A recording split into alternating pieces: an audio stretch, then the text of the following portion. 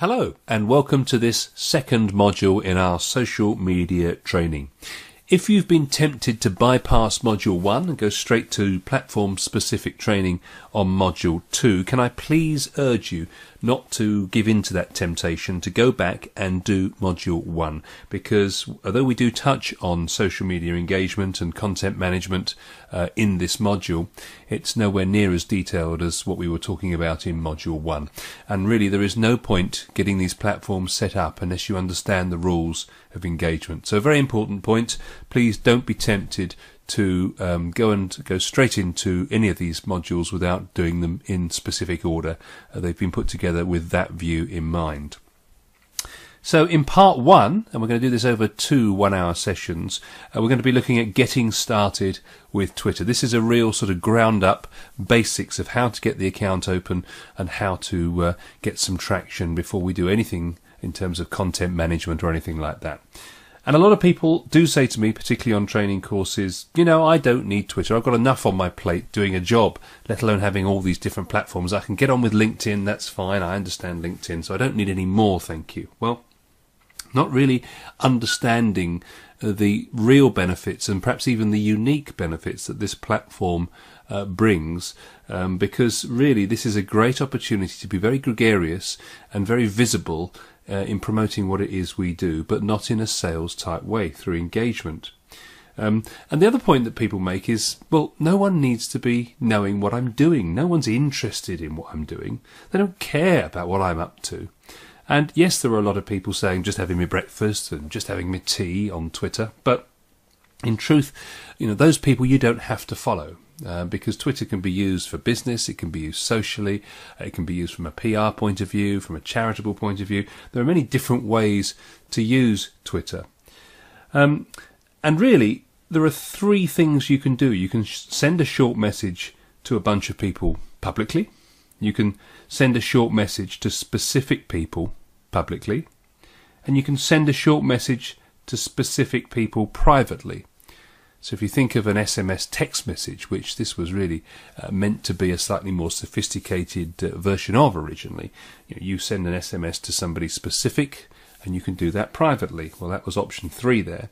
But of course you can also send a text message in this instance more publicly, and you can send it to a whole group of people. So it's a much more flexible version of texts.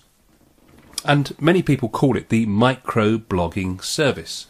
And in that respect, it absolutely is, because it's tiny, tiny blogs. If you want to see each tweet as a blog, it's 140 characters or fewer. And we'll look at that in a bit more detail in a minute.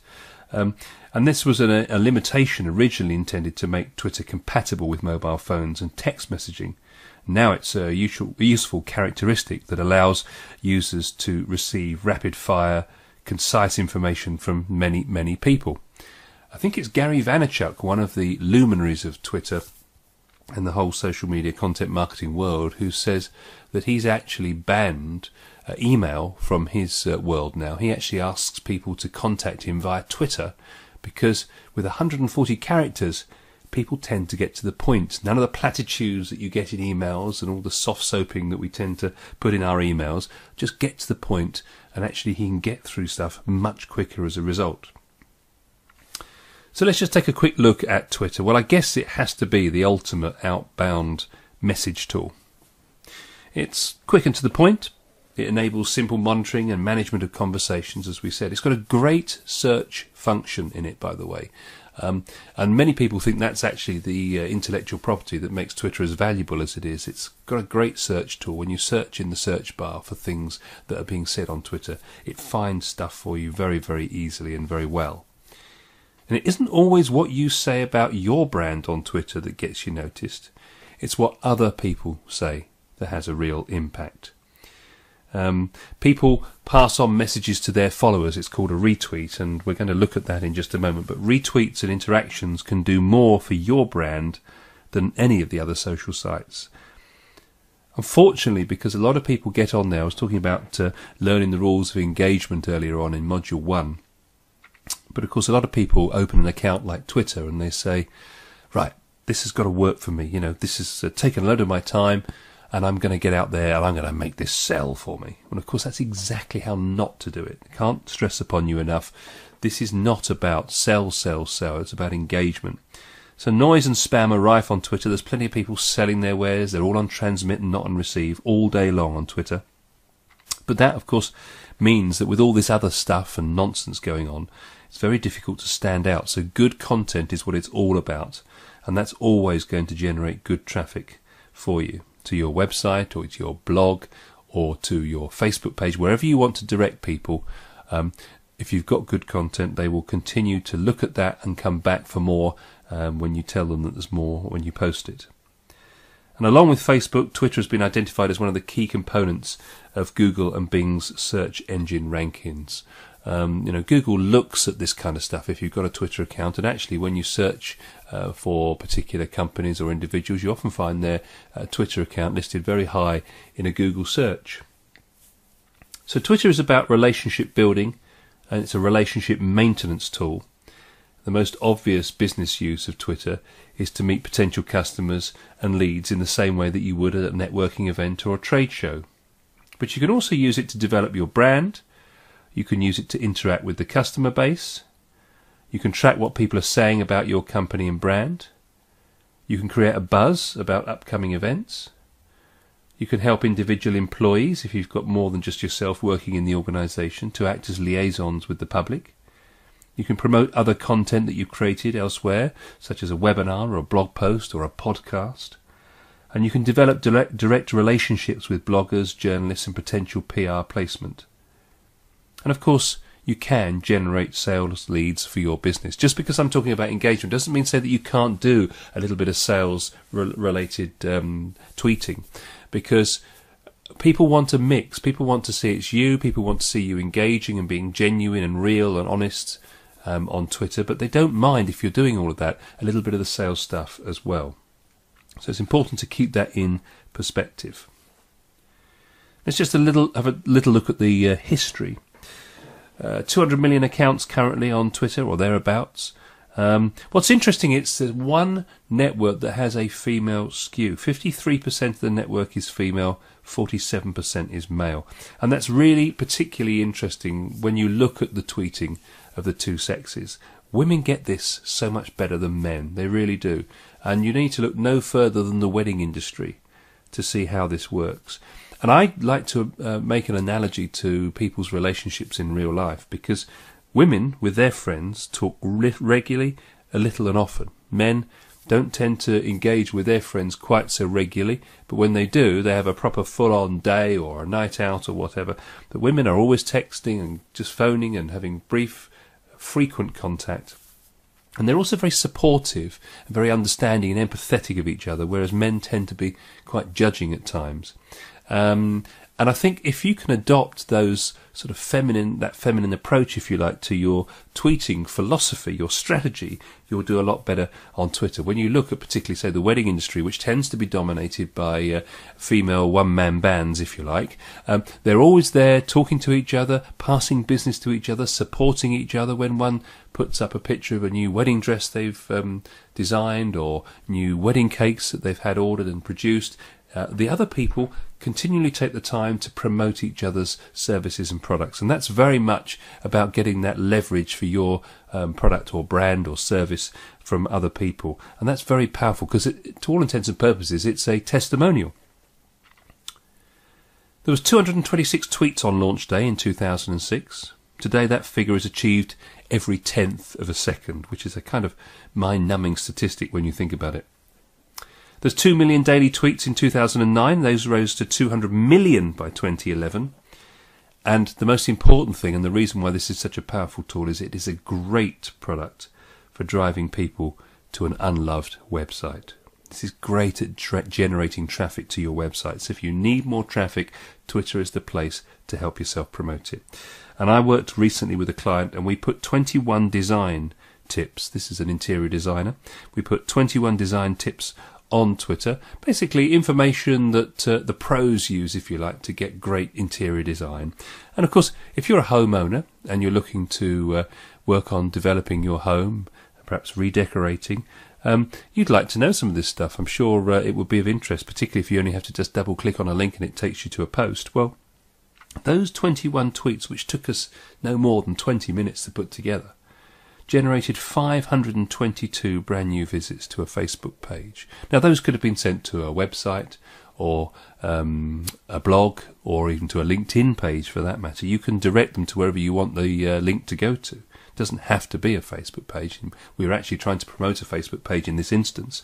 But you can see when there was something like 35 to 50 hits a week on the website, to have generated another 522 in that way, it's really quite spectacular what it can achieve. But again, it has to be good content. You wouldn't get that kind of engagement if the content wasn't strong enough. So what is Twitter? Well, it's growing fast, that's for sure.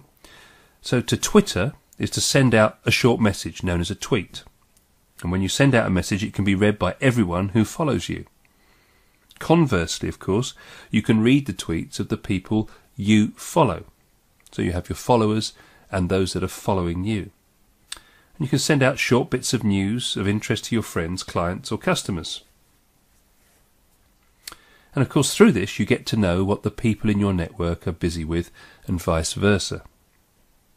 And Twitter messages are essentially nothing more than text messages that they can also contain links to web pages, photos or short films. So a text message with a little bit more benefit, if you like. You can actually link to a web page or to a particular photo you've taken, or even some movies on YouTube or video you've shot on YouTube.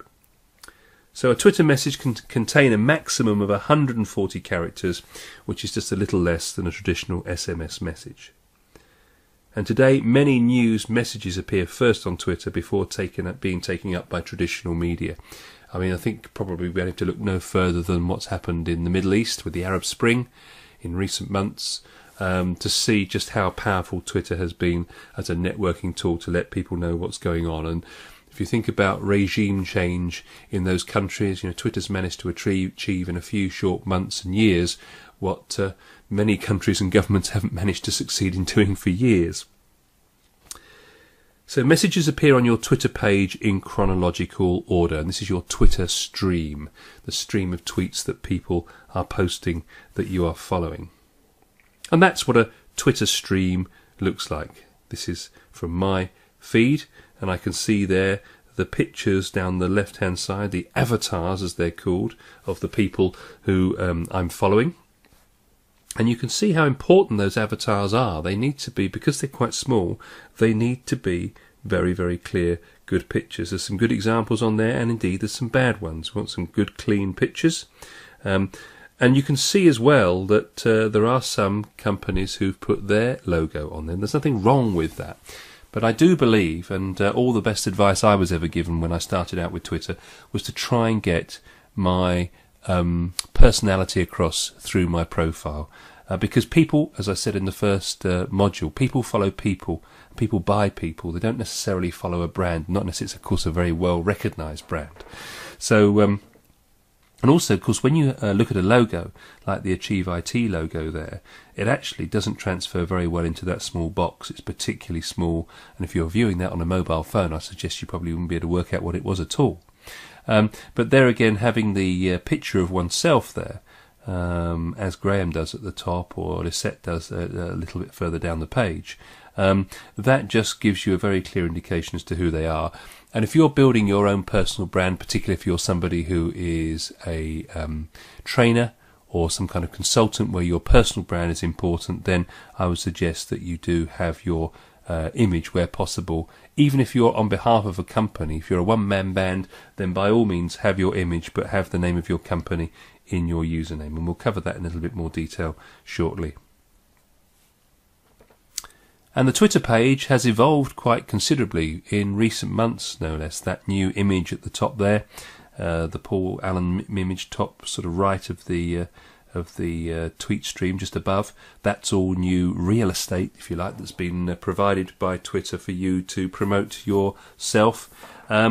And you can see that looks very much like a kind of web page, really, I suppose, starting to look like a bit like a website. And you can see quite a bit of information on the page there. The number of tweets, 2,673. How many people I'm following, and how many followers I have.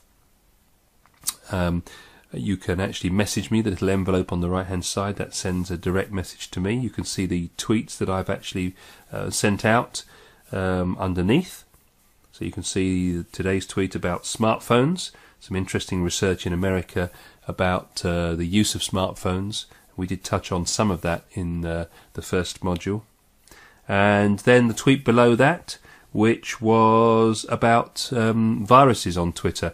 Now, I think it's important to mention, and we'll probably cover this in a little bit more detail in Module 2, but there is a little bit of common sense required with Twitter, just like there would be with emails, and there's nothing more sinister than you would receive in an email. When you see an email that you know is junk mail and you don't know who it's from, and you see there's links to click on, you already know, I hope, not to click on links from strangers, if you like. And the same thing goes with Twitter. If you've got people who start following you and you've no idea who they are, then don't click on the link. You often see tweets that say somebody's been saying horrible things about you on Facebook, or somebody's been saying horrible things in this blog. They're clearly things that are just junk mail, and also little links to programs that can actually access your password and hack into your account.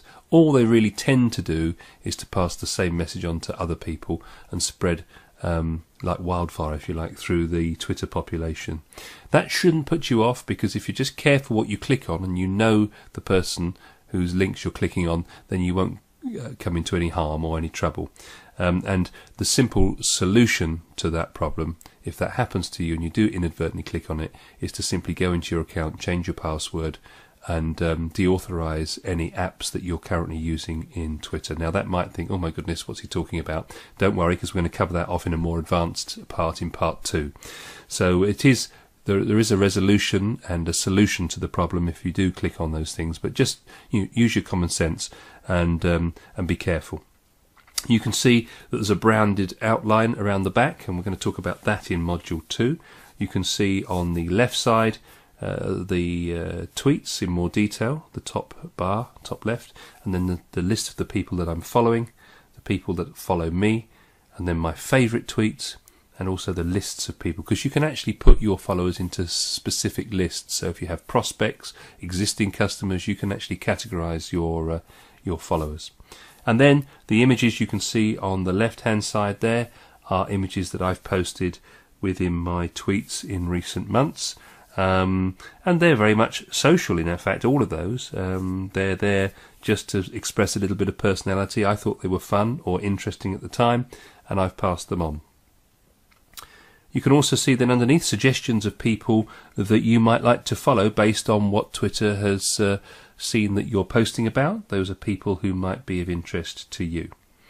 And you can see my profile at the top there underneath my name. So you can see the company name is the @name, and then it's me above that. So that's how I would set myself up in terms of my brand on Twitter, my name, followed by the company as the @name rather. And then under that, social media marketer, helping businesses engage with new and existing customers via new media. Follow for business and social media tips. Also, matchday host at Reading Football Club. For my sins, one of the things I do is on the pitch at the Medeski Stadium, introducing the teams and being the general host in front of 24,000 people in the Premier League every Saturday, or every other Saturday, should I say. And a lot of people locally know me for that. And if I was to tell you that is a great generator of business for me because of the connection. People often know me through the local football club. And I did actually toil for quite some time when I set this account up, and I think this is relevant because you may have a similar interest yourself. But I thought, now, do I set up one account for the social media activity and then have another account for my football interests? And all the advice I was given was, no, do them under one umbrella. And I did pause for a while and think long and hard. But what I've found out over time is that actually many of the football fans that follow me on this account, who are fans of Reading, who have a communal interest with me, are actually business people, or they work in a business, they own a business, or their bosses are interested in social media in some way. And of course, a lot of referrals have come out of those people who know me through my activities with the football club. And one great example of that was one particular individual who, whose wife originally started to follow me because of the football links. Her and her husband are very interested in Reading Football Club, and she started following me, and she saw what I was involved with during the week, and then told her husband, who also had a look because she said, you ought to check this guy out. Turns out that this individual had been advising on social media across the world at the highest level in some of the biggest companies that you could ever think of. And as a result of that, we connected and we engaged and we had a conversation via Twitter, and then we brought it into the real world, as I said in Module 1, and we met up for a coffee at the Medeski Stadium, funnily enough, and we ended up working together, and what leverage that was for me. So, in short, do try and include everything about yourself in your personality, because this is social media at the end of the day. So make sure you cover off everything in one profile. If you have an interest in something, then share it with people, because people buy people. If they're buying from people, they want to know that they're real, genuine and honest, and they're people like them. So people know that I often post about football at the weekends and work during the week, and they can take it or leave it, but I don't annoy people with too much of one or the other. So I think that's an important distinction too. So, some of those tweets there are business. The tweet in the middle is about how to protect your account if you're hacked. So that's something of use to people who are perhaps new to Twitter, and therefore people who might be my students. But also, there's a fantastic picture from my hotel room up in Greenock last week, where I was doing some training. So I think that's purely social. The other tweet there was of interest to people interested in marketing in general. So, there's a very wide range of focus there. And some of the other tweets, as you would look down further, might be about the weekend's football, etc. So you get a real sense of what I'm about from hopefully what's on that page there. And when you get your account open, because we're going to do that in this actual hour, can I suggest that you also follow me, because I continue to post regular things on there which might be of help and benefit to you as you go through setting up these accounts and getting started. So once you go into Twitter, and we will get this open as an account very shortly in this session, you go to your home page. And again, you can see the tweets on the right hand side there. That was my profile, the page previous, which you click on me at the top there, you would see that page we've just looked at. The home page is the page we're looking at the moment, which is where you would land obviously when you sign in. And you can then see, again, the profile page is an opportunity to click on the greyed top left underneath my name and picture, and you can see the opportunity there to look at the number of followers following and tweet. To write a message on Twitter, you just literally click in the grey box there, compose new tweet, and then you write your 140 characters and press send. It's as simple as that. Underneath that, you've got the who to follow section, and then underneath that you can see a box called trends, and that's really what's trending on Twitter. You often hear on media now they talk about what's trending on Twitter, and all that is this powerful search tool that I talked about earlier, where people are talking about things. They put a hashtag, maybe hashtag bears or hashtag first impressions, or WWE or Nintendo's Wii U. And those are the things that are most being talked about. So Twitter's able to look at its searches and see what most people are writing about, and then leave those as options for you to go and look at the conversations. And if I was to click on, let's say, hashtag bears there, the second one down, I would see all of the tweets that are under that hashtag. And we'll look at hashtags in a minute, so don't worry if that doesn't make much sense. But if you go and look at hashtag bears, you would see there was a lot of tweets that people are writing world over, if you like, and there you would see what the conversation was all about. To change that, you can see the word change next to trends there. That's probably a worldwide search at the moment. You can actually change the geography of that, so you could actually have it so to see what's trending in the UK right now, or trending worldwide, or in America, or whatever, so you can change that. So that's the home page. The Twitter search function is what I've been talking about. So you can see top right there now, I've actually written in that little search bar at the top the word jewellery. And I was quite pleased when I typed this in, because I just did this as a random search really, but it's interesting to see what's come up, because actually you can see some real engagement there. So Any Hack Designs, or is it Any Hark? I have no idea. But anyway, this is a company that's promoting itself with a £250 jewellery voucher in its Christmas giveaway, and there's a link there to click to presumably their website. It's been retweeted, look, 132 times, so 132 people have thought to pass that on to let people know that there is a voucher competition or promotion going on with this company. And that's pretty good to get 132 people retweeting that information. Underneath you can see then also the email I got for you today has made me want to buy about 50 shiny things from your website, love. So that's a fan there from Lucy. Donna has retweeted it there. You can see RT written underneath. So basically what a retweet is when you want other people to know things that you find that you think might be interesting to your followers.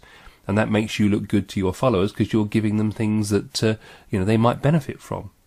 But this is the bit I really wanted to show you, because this is the sort of thing you see on Twitter. Ian Jacques there. Is there an Any Hack stockist in or near Liverpool? And then they've actually come back because they're monitoring their own Twitter feed, and they've put in here, yes, High Street, Frodsham, or Decorative Designs, Golden Square Shop Centre, Old Market Place, Warrington are your nearest. So there, clearly, there's a buying signal from Ian, and the customer's being able to, within the same hour, or the client rather, has come back and said, look, here we are, here's the 2 shops you can go to locally. So you can see people are asking the question about products and services, and if you're there in the marketplace to do that, then you'll know what's going on. It's far better to be here knowing what the conversation is than not being part of the conversation at all. So I've been mentioning hashtags and @signs and things, so I just thought I'd spend a little bit of time talking about the basics. We'll cover some of the more specific stuff in the second module. I'm conscious of trying to keep it nice and simple to start with.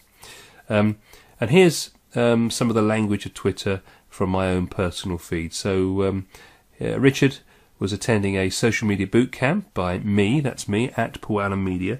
So my Twitter name is Paul Allen Media, and when you put the @sign in front of it, as you can see there, that means that it'll be visible to me in my Twitter stream. So I'll get notified that somebody's mentioned my name. That the act of putting that @sign in front means that whenever you mention me with that @sign in front of me, then I can be that message will be visible to me.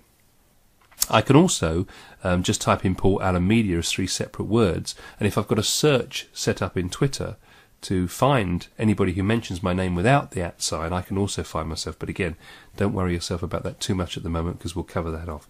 And then you can see hashtag Twitter, so that Twitter get to see that we're mentioning their product. Hashtag social media. Again, he's mentioned social media there with a hashtag, so that anyone searching the phrase social media will see his tweet, because the act of putting the hashtag in front of certain words will mean that they appear in the searches when people do them. So in that search bar where we typed jewellery a moment ago, if I typed in social media at the time of the 19th of October, which you can see is when Richard wrote that tweet, you'd see his tweet come up in that search. So he's come up in a search for Twitter on that day and in a search for social media. And that's the really clever way that you can get your tweets noticed by people who don't even know you exist. So if you're selling a particular product that you know would be popular with a certain audience, make sure that you write the right hashtags in front of the right words to get it found. And all you need to do is to type the word with the hashtag into Twitter's search bar to see if anybody's talking about it. And if you find it's a popular search term, then use it. If you find that nobody's actually put the hashtag in front of that particular word, then don't bother. And so Richard's done exactly the same thing. Richard Wixon, that is, just attended Paul Allen's social media Twitter course. Now he's actually put hashtag social and then separate media. Not sure how much there is of a search for social without the word media. But then he was on a course learning, so he's going to make some early mistakes, I guess. But Richard McCall at the top has done it correctly in adding hashtag social media. Also, you'll notice that he's got hashtag BSK. Now that's actually hashtag for the town we were in, which was Basingstoke. So you think, well, why don't you write hashtag Basingstoke? Well, because obviously with 140 characters, the word Basingstoke takes up quite a few. So therefore, very often they're abbreviated. Another one, of course, locally to me here would be hashtag Reading. Now, the trouble is that most people actually use the hashtag Reading for hashtag reading, as in books, reading books. So the hashtag for Reading becomes hashtag RDG, Reading for short. Similarly, Basingstoke is reduced to 3 letters, BSK. So, and then Les has done the same thing. He's done hashtag SMM, social media marketing, and that's another opportunity to shorten a phrase. Either would be fine.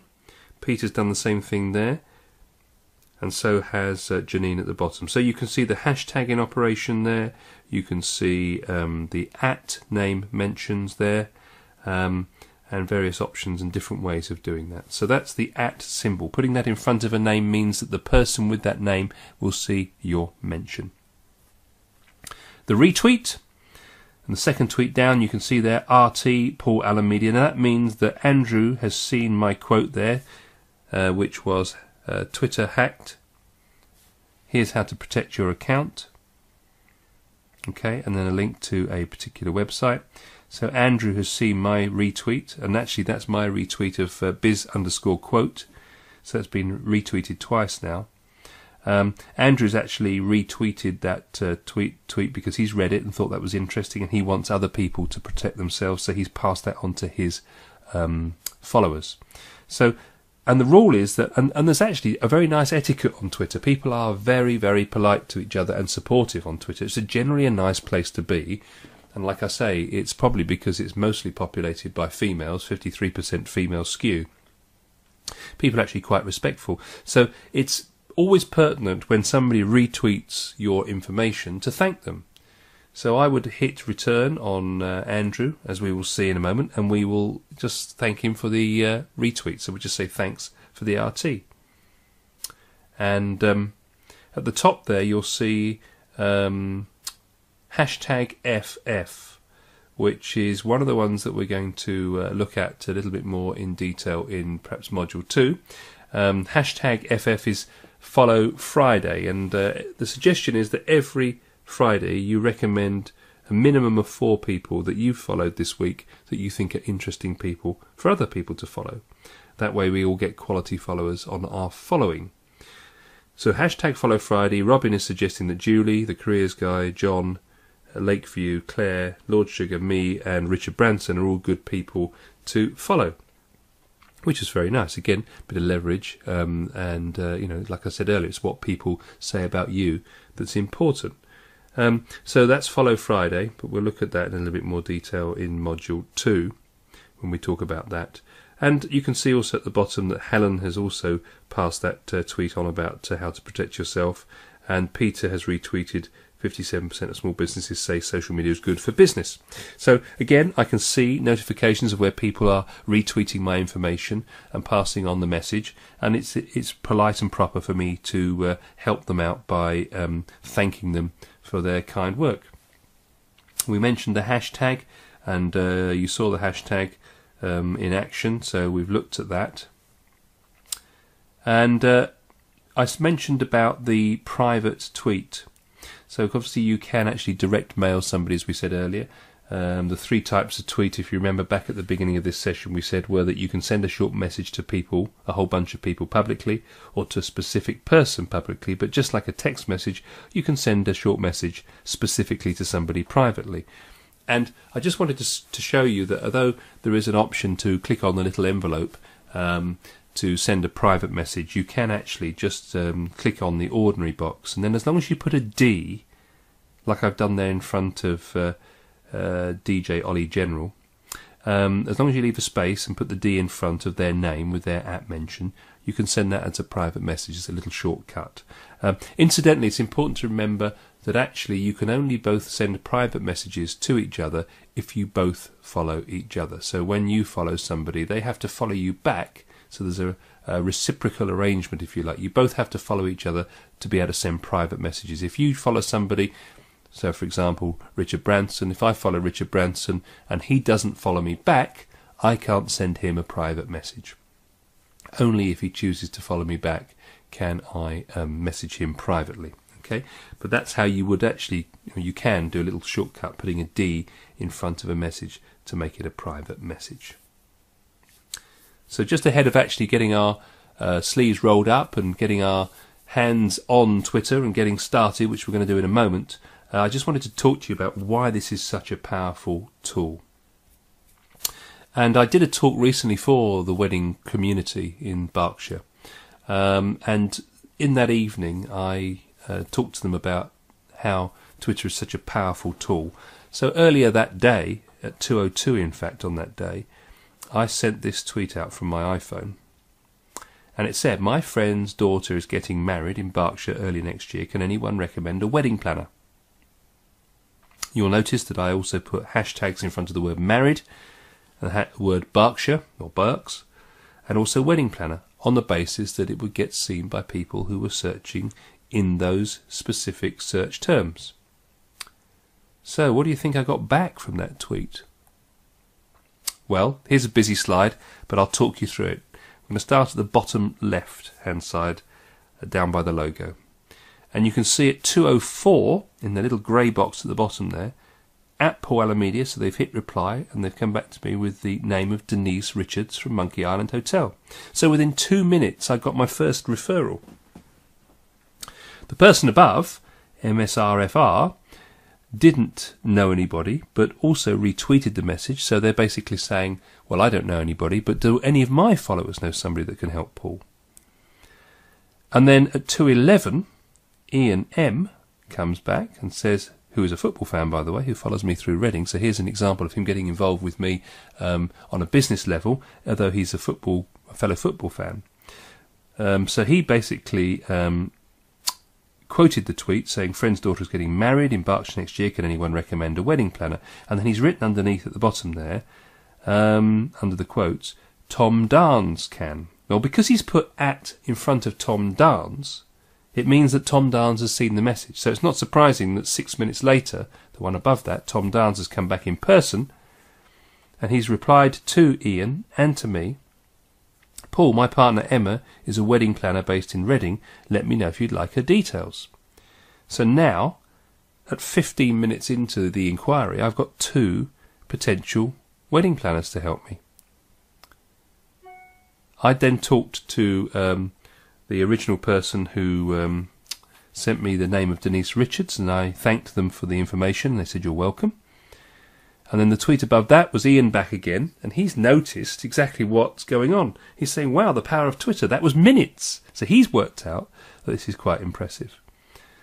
Somebody else then retweets my tweet at the top of the page, and then if I take you down to the bottom right-hand side onto the white tweets now, you can see if I move up through to the tweet at the very top, Damon the Builder, I've got the name of Illyria, I think it is, events, and the name of Janine D'Souza. So basically, in that, and what time was that? 28 minutes. So in 28 minutes, just on half an hour, let's say, I had 3 names of people who could help me with my particular quest. Now that's a pretty powerful tool in terms of a network opportunity, I would suggest. And if you were able to put information out there and get that kind of response back in 30 minutes, or a request out there, or a need, or publish something that's of interest to people, and they come back that quickly, you can see the power of having a good network on Twitter. And right at the very beginning I said about nobody's interested in what I'm doing. Well, that's so wrong, and here's a good example, because back in February I tweeted out about the fact that I was talking at a particular training event, and as a result of that I got a tweet the following day that said, hello Paul, would you be interested in talking at our Hants Expo on the 21st of June at the Apollo Hotel on social media? I hear you're an expert. Now, interestingly, at that time I had no idea who this was from, and that's one of the reasons why I do think accounts should have a name attached to them in some way, whether it be on the profile or in the name, because I'm just looking at a Expo account here. I've no idea who the person is, and I find it very difficult to respond back to this particular person at this time. But that said, he had heard that I'm an expert. Now, where he heard that, because I have no idea who he is, I've certainly not told him, and it's not really my style to do that, in truth. But he'd obviously seen all the tweets, or had heard the word, shall we say, and had then booked me to do this particular event on the 21st of June, which again was great leverage for me and a great opportunity to increase the awareness of my personal brand.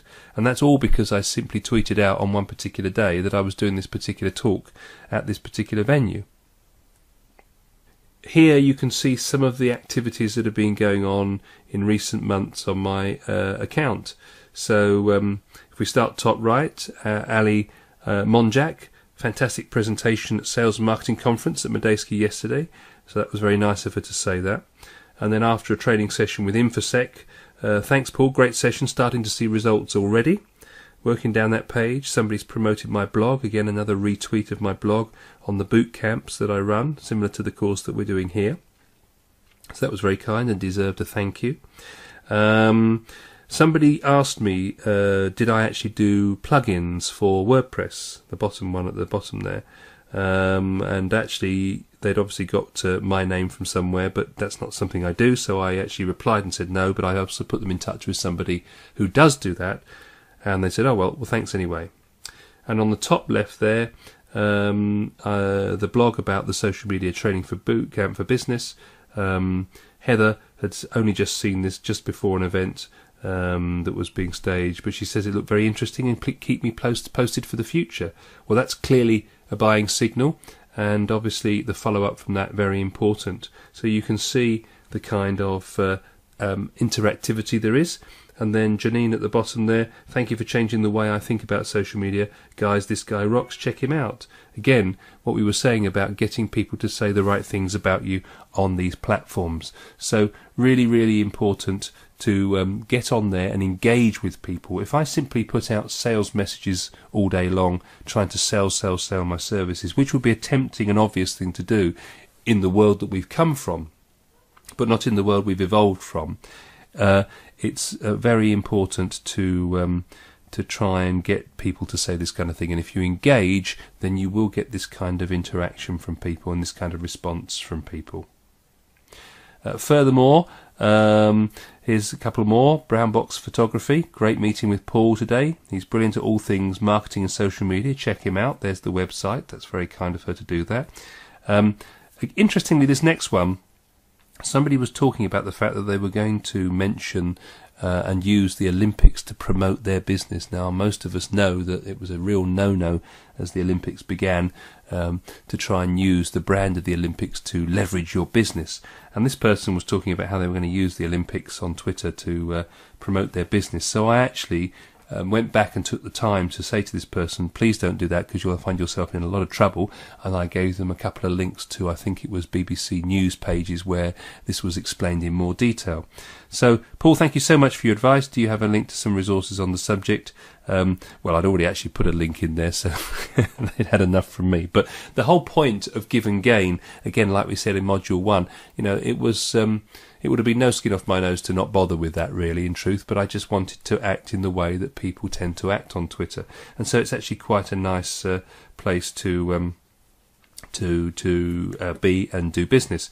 And at the bottom there again, thanks, Paul, that's very helpful.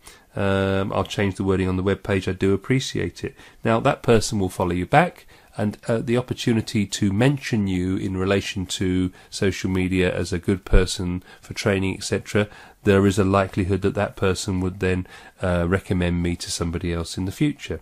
The whole give and gain principle we've been talking about. Okay, so there's somebody retweeting at the top the blog. Somebody was in the middle there saying, a great taster session on social media marketing this morning. Must book on your boot camp. Many thanks for great social media seminar this morning. Lots to think about. Paul Allen Media. And then another best of the best in the morning from Friday morning there from Great Wedding Entertainment. So you can see the sort of things people say. So let's get right down and into the nitty-gritty of getting signed up for Twitter.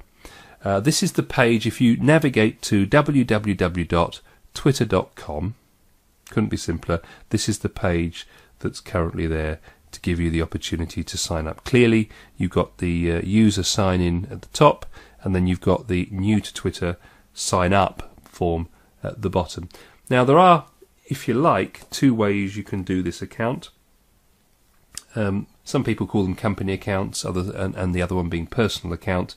They are one and the same essentially. It's just the way that you brand them when you've got them open. So a company account represents the company as a whole, and you can use this type of account to keep your customers up to date on your events, promote recent blogs or news, update your consumers about product services, give real-time updates at conferences and events, and offer service and support to customers. Or you could have it more as a personal account, which is used by an individual employee of a company, or an account whereby you promote yourself as your brand.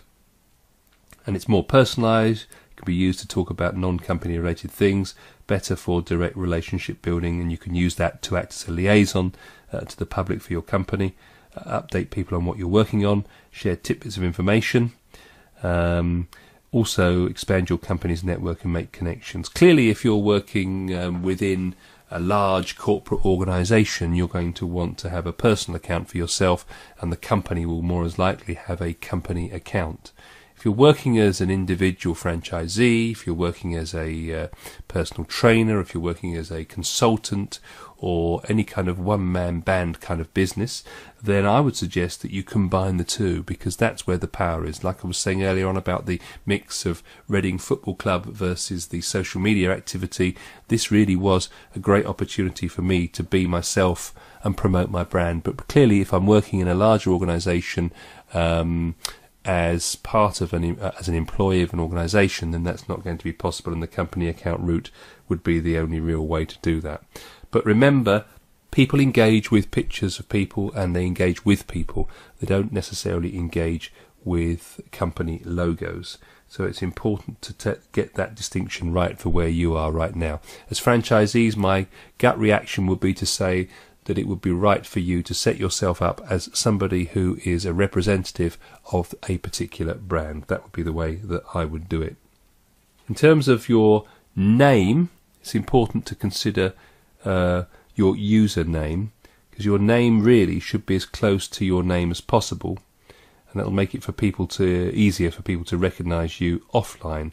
Remember what we said about business cards in Module 1, having twitter.com/Paul Allen Media, facebook.com/Paul Allen Media, linkedin.com/Paul Allen Media, having consistency using the name check website that we mentioned in the first module to find out what's available. So give some thought to how you're going to brand yourself on all these platforms. Getting this right at the start will be much more painless for you than trying to change things later.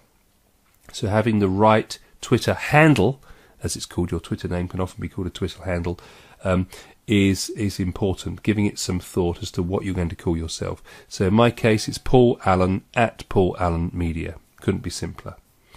Resist the temptation to call yourself something random like Tiger Man or Tarzan or something, because you're representing the brand of yourself and your company here.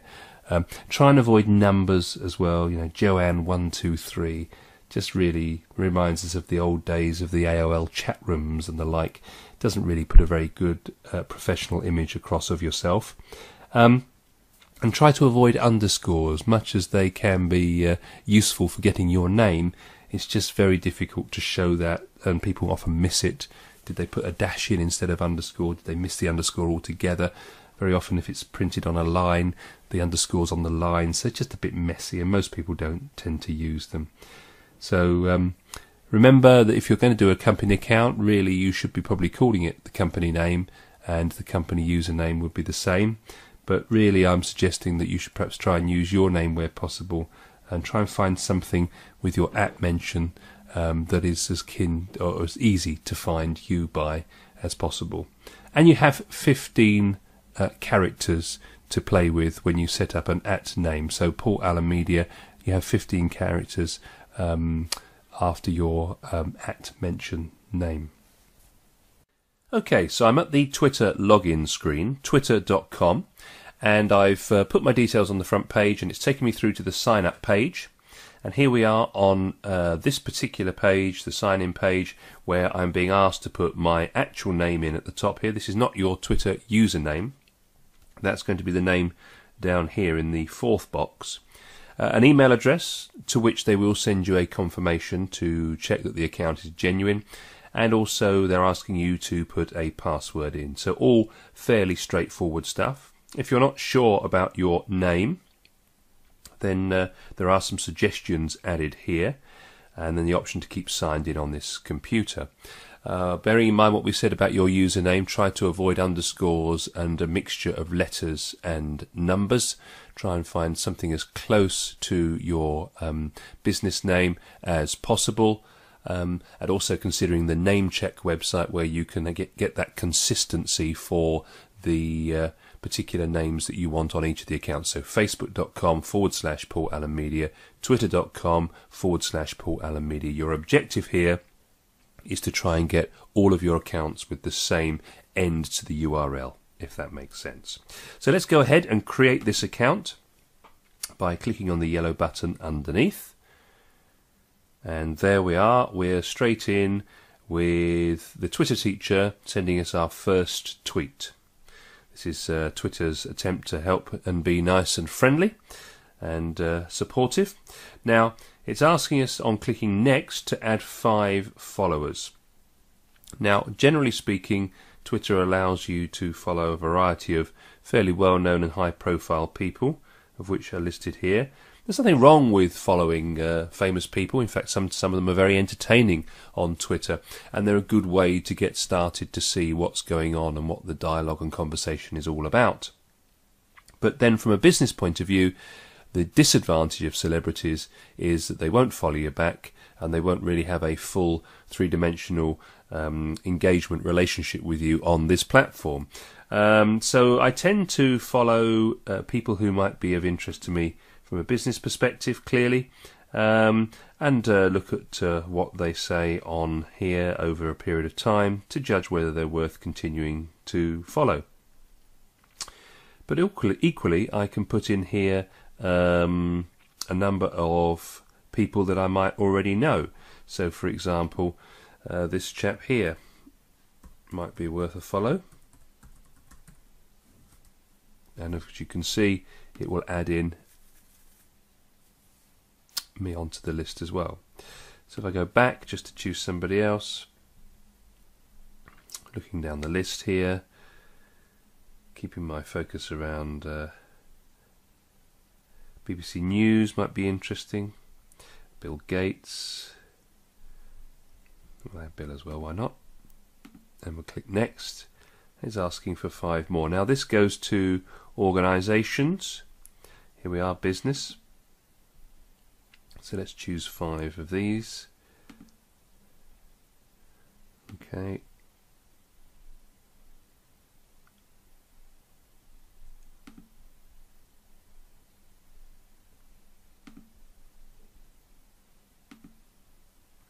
And we're done there. So we can click next. Now it's asking us to find people from our email contacts, from our Yahoos, our Hotmails and our Gmail accounts. Well, to be honest with you, I don't really wish to add in those people. A number of those people on my account are personal friends, so I'm going to skip that option, and there is a skip button at the bottom there to allow you to do just that. I'd rather add people at my own pace and in my own time.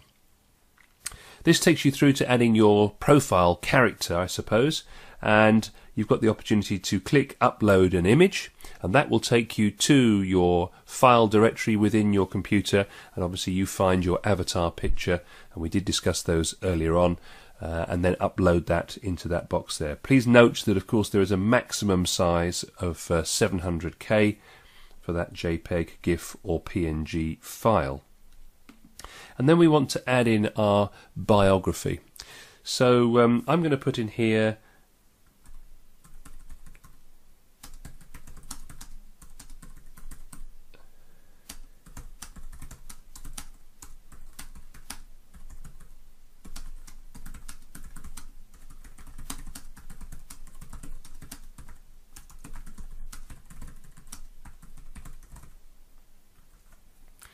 Okay, so what did I do there? Well, I put in a little profile about myself, a little bit of personal, a little bit of business, but try to do it in such a way that it wasn't staid and, I suppose, boring. Try to be a little bit more personable. One of the good things you can do is to look at other people's profiles and gain inspiration from that. Look at the celebrities. They often have quite good profiles on their accounts. You've got 160 characters, and you can see on the screen there that I've used 108 of the 160, so that's a guide. So we'll click Get Done on that one. And that's taken me to the home page for this new account. You can see it's asking me to confirm the email that it's sent to my Gmail address, and I would click on a resend confirmation if I hadn't got the email, or I can change my email address, or I can find out more there. But I just go to my Gmail account, see the email from Twitter, and then click on that and click the confirm within the email, and then that account will be verified. And you can see that we have 0 tweets that have gone from this account. Not surprisingly, we haven't done any yet. We have 11 people that we're following. Those are the celebrities plus myself that we've added in. And we have 1 follower. Now I'm hazarding a bet that this is going to be a spam or a bot account, having not looked, and it's probably going to be quite salacious. Yes, what a surprise. These are often the downsides, I suppose, of Twitter. Nothing particularly bad will come off these kind of followers, unless, of course, you click on these links, which I suggest you don't do. But you can clearly see that this is not a real account, hasn't got a real name, and this is basically a spam account which is trying to get me to click on this link and either buy products or give me some kind of virus. So I'm going to avoid that, but I've also got the opportunity to choose who follows me, and I'm going to report this person for spam, and you can see that they've been blocked. If I make a mistake, I can still unblock them, but that account no longer will be following me, because obviously it's important that we keep the right type of people following us on this account. So I have the option to look at my direct messages. Remember, direct messages can only be sent and received from people who both follow each other. Quite important that. We have the 1 follower which we've blocked, 11 that we're following, and 0 tweets. Here will be a list of all the tweets that I've made. None yet, of course. These are the people I'm following. These are the followers, and you can see that that blocked account has now been moved. These are my favourites. If I want to favourite certain people or certain tweets, then they can be there. And I can also make some lists of people who might be prospects, might be existing customers, might be friends, might be franchisees, something of that nature. You can create lists within Twitter. Those lists can be seen by other people, or you can choose to make them private if you wish to do so. Up the top here we've got our profile, and as you can see there is the profile added in, and my Twitter username is there underneath my name, and I've yet to add my avatar image.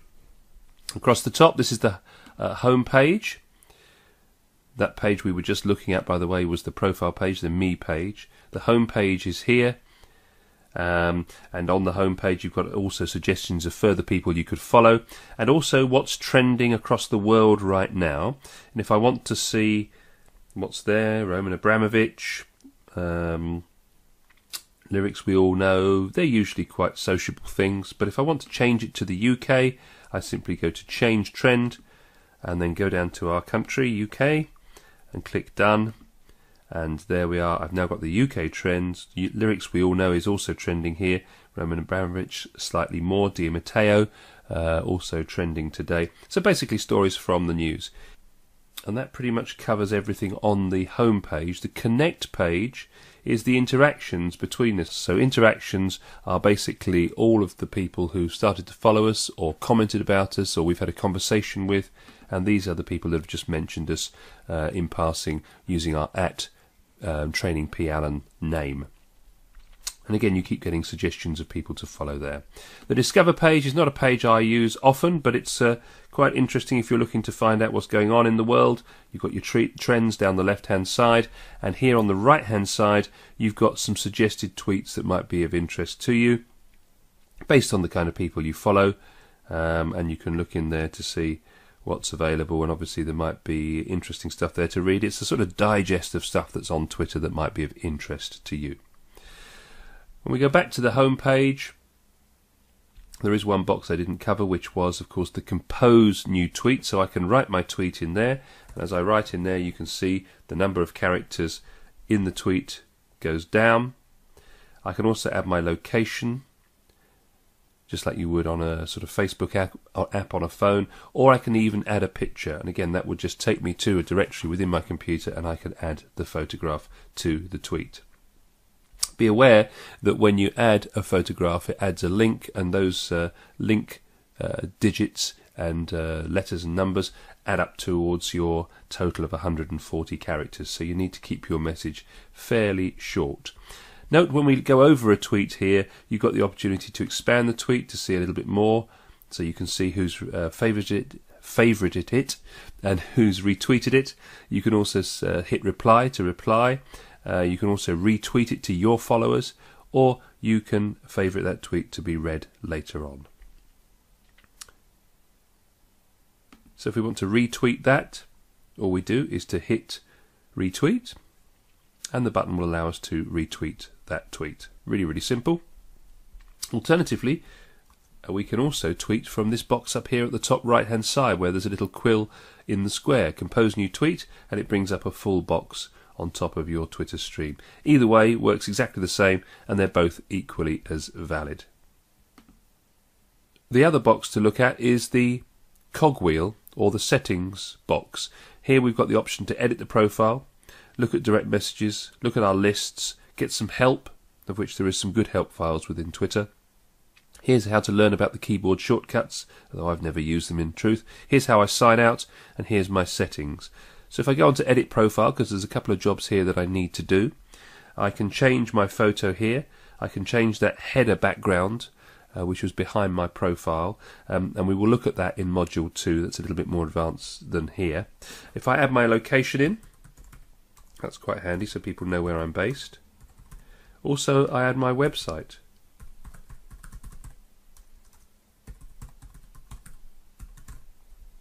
There's my profile bio. You'll notice it's asking you to connect to Twitter. I suggest you don't do that. Reason is that later on in this course we're going to look at better ways of automating your efforts and working smarter rather than harder, shall we say, to make sure you cover all bases as quickly as possible and allow yourself to get on with your day.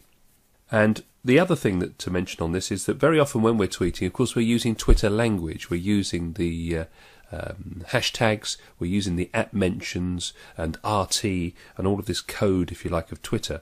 And when that appears on the Facebook page, it doesn't look very good, and also it kind of hacks off people who like Facebook. They don't want short form, they want the longer form of Facebook. So very simply, don't be tempted to put your tweets onto Facebook as an automatic given. If you do decide to do that, make sure you don't use Twitter language, don't use the hashtags, and try not to mention other people. But that kind of defeats the objects of what you're trying to achieve with Twitter.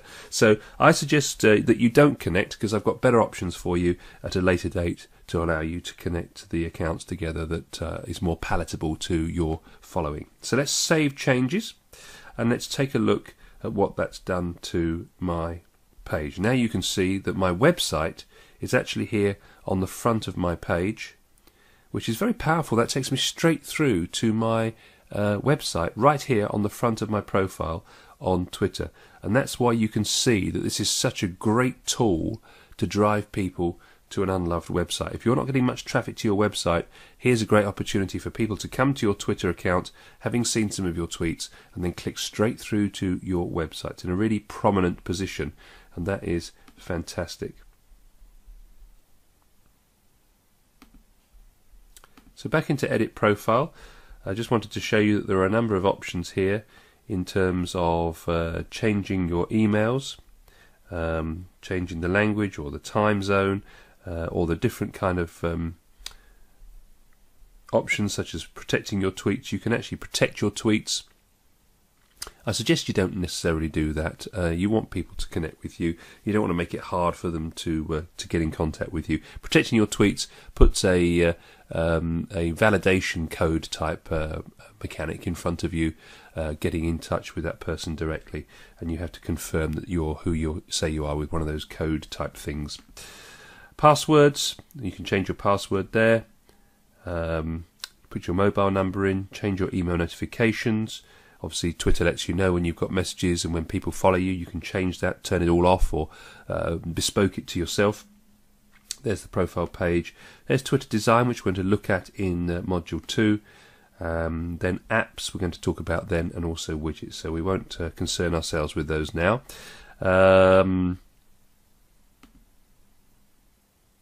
So that's how we open an account here in Twitter. And I just wanted to cover off and complete this first training session on Twitter by talking a little bit more about profile. A couple of interesting examples to show you to conclude today.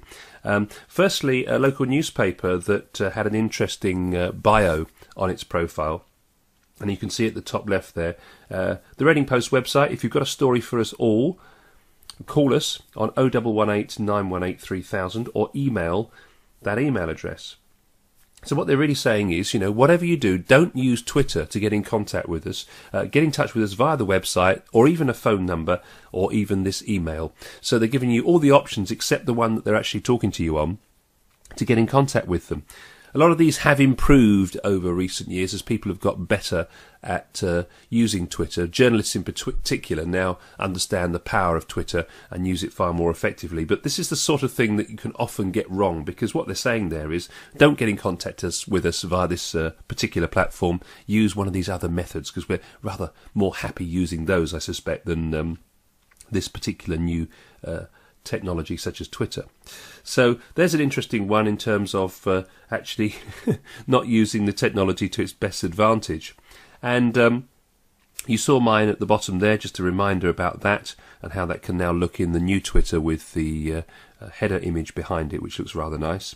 But also the one above, I wanted to show you this because this is a great way to combine personal account with business account. If you're not sure which way to go with this, then this is perhaps an answer. So this is actually clearly a business account for Austin Clarke, but they've managed to combine the business with the personal. So let's just look at that bio. Berkshire-based recruitment agency specialising in permanent candidates. It's run by Joe Austin and Stephanie Clarke, so very personal at that point. And Stephanie is tweeting on behalf of the company. So we now know who we're dealing with on a company account. And that's a great way to use Twitter to the best advantage. So you've got the corporate logo and branding, but you've also got the personal touch because you actually know who's replying to your conversation and engagement. So that's a great tip if you're a little bit concerned about how to do Twitter, whether to do it fully business or very personal. This is a good way of doing it. Set it up as a business page, but also have your personal name in there so people know who they're dealing with. Because, as we said all the way through, people buy people. So that just about wraps it up then for part 1 on getting started with Twitter. Just to recap and give you a little bit of a summary, you should now be able to go to twitter.com and sign up for your first Twitter account. You should be able to work out what your Twitter name is going to be. So make sure you use namecheck.com that we talked about in Module 1 to find out what's available for you, so you get that consistency across all of these platforms as we open them in this training. Think carefully about your bio, how you're going to describe yourself. Think about the personal side of your life as much as the business side, so people get to understand who you are and learn more about you. Look on Twitter to find people to follow, and look for interesting people that you might know. Look for local people using the search function. So search for hashtag and then your town and see who's about and who's tweeting and making interesting comments, and follow those people. The first thing, of course, to do, as we've said, is to simply get into Twitter and start watching, looking and listening rather than tweeting. So don't be tempted to get on transmit, just get on receive and listen to what it is that people are saying on Twitter. Maybe feel the need to retweet a couple of interesting tweets to your followers so that you're giving people leverage and getting a good reputation for yourself. Watch the conversation, and then when you feel confident, maybe start to do some tweeting yourself. At that point, you're probably ready to join us in part 2 of Getting Started with Twitter, where we're going to look at how to build a proper following, how to really build up your branding on Twitter, and how to build up a fantastic network and engage with those people to ultimately drive business to your website and to drive profit to you as a business. That's what it's all about, and I look forward to talking to you in Module 3.